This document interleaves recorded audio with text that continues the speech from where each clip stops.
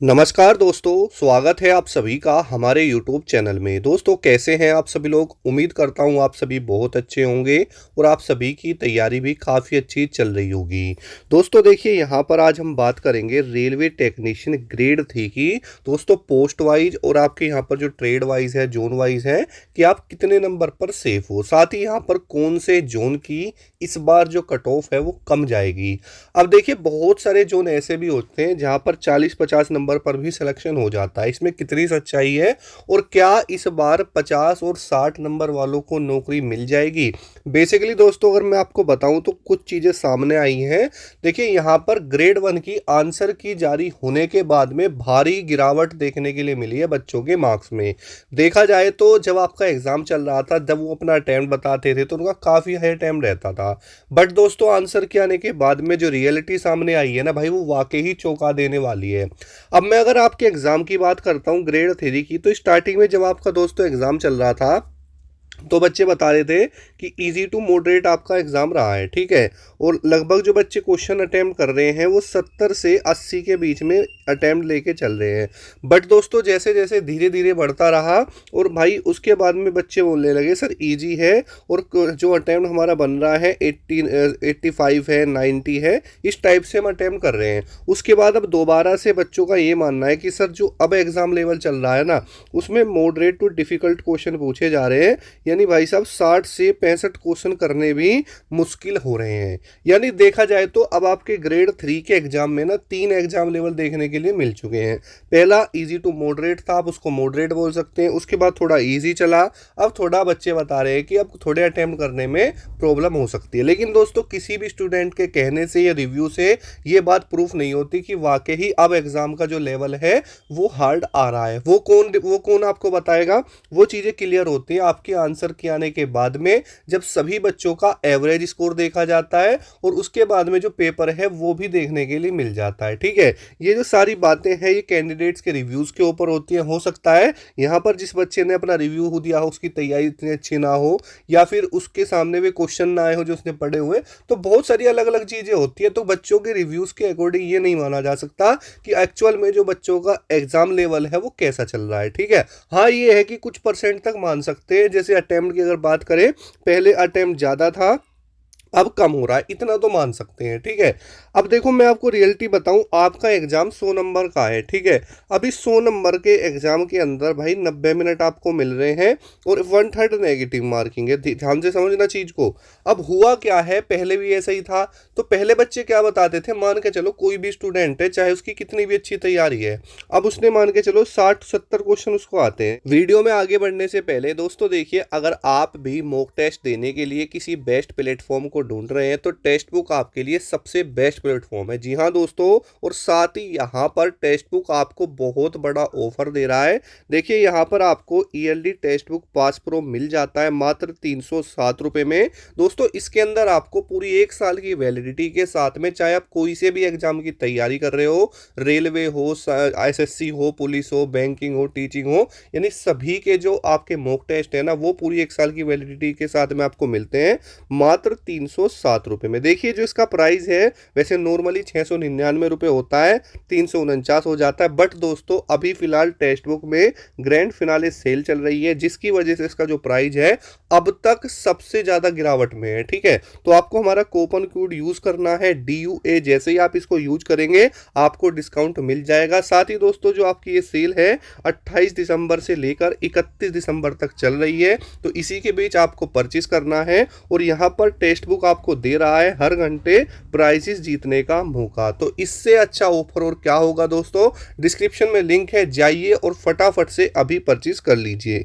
70 question उसको exact आते हैं, लेकिन भाई 70 क्वेश्चन अगर वो अटेम्प्ट करेगा ना तो 5 से 7 क्वेश्चन उसके फिर भी गलत हो जाएंगे। और ये मैं आपको बड़े ही एक्सपीरियंस से बात बता रहा हूँ। आज तक के एग्जाम में चाहे आप कितनी भी तैयारी कर लेना, अगर आप ये सोच के हटते हो ना कि भाई ये मेरे सारे क्वेश्चन ठीक होंगे, तो भी दोस्तों 5-7 क्वेश्चन आपके वहां पर गलत देखने के लिए मिल जाते हैं। पहली बात तो ये है ना। दूसरी बात देखो, कट ऑफ जो डिपेंड करती है आपकी ट्रेड वाइज, ठीक है, यानी ट्रेड वाइज और दोस्तों आपकी जो कट ऑफ डिपेंड करती है वो जोन वाइज भी करती है कि आपने कौन से जोन से अप्लाई किया है ना। अब देखो बहुत सारे जोन ऐसे भी हैं जहाँ पर कट ऑफ ज़्यादा जाती है, बहुत से ऐसे भी हैं जहाँ पर कम जाती है, और बहुत से ऐसे हैं जहाँ पर एवरेज जाती है। वो चीज़ें आपने स्टार्टिंग में जब आपने फॉर्म फिल किया होता देखा होगी, क्योंकि कोई भी स्टूडेंट हो वो अपना जो फॉर्म फिल करता है ना पिछली प्रीवियस ईयर कट ऑफ को देखने के बाद ही करता है, ठीक है। तो जैसा पिछली बार रहा था ऐसा हो सकता है ऐसा इस बार ना हो, ठीक है, क्योंकि ऐसा नहीं होता दोस्तों कि हर बार हर जोन की जो कट ऑफ है ना, अगर पिछली बार वहाँ की कम रही है तो इस बार भी कम हो, ऐसा दोस्तों ज़रूरी नहीं होता। वो तो दोस्तों डिपेंड करती है आपकी वैकेंसी कि भाई वैकेंसी कितनी है ना। दूसरी चीज़ डिपेंड करती है कि भाई वहाँ पर अटेंडेंस कितनी चल रही है ना, किस टाइप के बच्चों ने फॉर्म भरा है। अब देखा जाए तो जो बच्चे अपने ऊपर विश्वास रखते हैं, मेहनत करते हैं और कॉन्फिडेंस वाले बच्चे होते हैं ना, देखो मैं आपको बताऊं कैंडिडेट्स होते हैं दो तीन तरह के। पहले बच्चे तो वो होते हैं जो कि उन्हें मतलब कि तैयारी तो अच्छी होती है और उनका पेपर भी क्लियर हो जाता है, बट वो दोस्तों क्या है ना अपने अंदर कॉन्फिडेंस नहीं ला पाते। दूसरे कैंडिडेट्स वे होते हैं जो सिर्फ फार्म भरते हैं, ना ही उनका सिलेक्शन होता है, और वो हमेशा वो ढूंढते रहते हैं कि कहाँ पर कट ऑफ कम जाएगी हम वहाँ पर अप्लाई करेंगे, ठीक है। ना ही उनका पेपर क्लियर होता है और ना ही उनका सिलेक्शन होता है, ना ही उनमें दोस्तों कॉन्फिडेंस होता है। तीसरे टाइप के बच्चे दोस्तों वो होते हैं जिन्हें 100% कॉन्फिडेंस होता है और दोस्तों वाकई उनका हो भी जाता है। अब ये जो बच्चा है ना थर्ड कैटेगरी का, ये बहुत कम देखने के लिए मिलता है। ज़्यादातर ये दो कैंडिडेट देखने के लिए मिलेंगे, एक तो वो जो ये सोचता रहता है कि भाई उस जोन से मैं फॉर्म अप्लाई करूंगा वहाँ पर कट ऑफ कम जाएगी और तुक्के मार के आऊँगा सिलेक्शन हो जाएगा। ये बिल्कुल बकवास बात होती है भाई, ठीक है। और जो फर्स्ट नंबर की कैटेगरी के बच्चे ना ये ज़्यादा होते हैं, मतलब वो पढ़ते तो रहते हैं, उनकी तैयारी भी रहती है, लेकिन उन्हें अपने ऊपर कॉन्फिडेंस नहीं आ पाता, और जिसकी वजह से जो आपके फॉर्म है ना वो कोई ऐसी जगह फिल करते हैं जहां पर वो ये देखते हैं कि कट ऑफ कहाँ पर कम जाती है और उनका हो भी जाता है। लेकिन भाई ये जो तीसरे नंबर के कैंडिडेट है ना, ये अपने आसपास का एरिया देखेंगे जहां वो बिल्कुल अच्छे से रह सकें और मतलब फैसिलिटीज़ के साथ, अच्छी सिटी के साथ, ठीक है। इस तरीके से यहाँ पर होता है। अब देखिए दोस्तों मेन बात क्या आती है ना भाई, अब देखो अलग अलग ट्रेड है, अलग अलग जोन है, वैकेंसी बढ़ती चली जाती है। जहां पर आपकी वैकेंसी ज़्यादा थी वो एक साथ आपको ज़्यादा लगती है 14-15 हज़ार, और जब लास्ट में आपकी जोन वाइज और ट्रेड वाइज वैकेंसीज बढ़ जाती है ना दोस्तों, फिर कहीं ना कहीं उसमें गिरावट आ जाती है और वैकेंसी कम होती चली जाती है। ऐसे ही फॉर्म की संख्या भी, ठीक है, नंबर वो फॉर्म्स भी ऐसे ही होते चले जाते हैं। तो वही बात है, रेलवे हो या कोई भी एग्ज़ाम हो, सारी चीज़ें आपकी आंसर की आने के बाद क्लियर होती हैं। और जैसे कि मैं बात करता हूँ आपके एग्जाम लेवल को लेकर, तो भाई तो ओवरऑल रिव्यू के बाद में ओवरऑल की अगर मैं बात करूँ ओवरऑल, ठीक है, तो ओवरऑल में दोस्तों यही रिव्यू निकल के आता है कि भाई साहब आपका जो एग्ज़ाम है वो इजी टू मॉडरेट है, कोई दिक्कत वाली बात नहीं है। अगर आपने अच्छे से अपने सिलेबस को कंप्लीट किया था, मॉक टेस्ट दिए थे, तो कोई दिक्कत नहीं होगी आपको, आसानी से आप क्वेश्चन भी कर पाएंगे और सब चीज़ें आपकी बेस्ट रहेंगी, ठीक है। क्योंकि हमेशा रेलवे के जो एग्ज़ाम्स होते हैं ना, कुछ स्टूडेंट ने तो ये भी बोला है कि सर जो साइंस का पोर्शन आ रहा है ना, वो साइंस का पोर्शन टेक्नीशियन के अंदर ग्रुप डी से भी इजी पूछा जा रहा है, ठीक है। अब ये सारी चीज़ें बताई गई तो है, आपने देखी तो है नहीं, ठीक है। इसका कोई एग्जैक्ट प्रूफ नहीं है कि हाँ भाई ये सच ही है। अब ये चीज़ें कब क्लियर होंगी, जब आपकी आंसर की आ जाएगी। तो जितने भी साथी हैं जो ये सोच रहे हैं कि कट ऑफ बहुत हाई जाने वाली है, ये है वो है, तो देखिए दोस्तों आपको मैं रो मार्क्स बताऊंगा। अगर आप भी अटेम्प्ट करते हुए वहां तक पहुंच चुके हैं ना, तो आपका दोस्तों सिलेक्शन हो सकता है और आप अपने आप को सेफ भी मान सकते हैं, ठीक है। ऐसा नहीं है कि जो कट ऑफ है आपकी स्टार्टिंग में ही 100 पर ही लग जाएगी, नहीं दोस्तों 90 पर लग जाएगी, नहीं। क्योंकि नॉर्मलाइजेशन होता है भाई, नॉर्मलाइजेशन में बच्चों के नंबर बढ़ते हैं और 15-20 तक नंबर भी दोस्तों बढ़ जाते हैं। मैं आपके सामने ये चीज़ पहले ही क्लियर कर देता हूँ, ठीक है।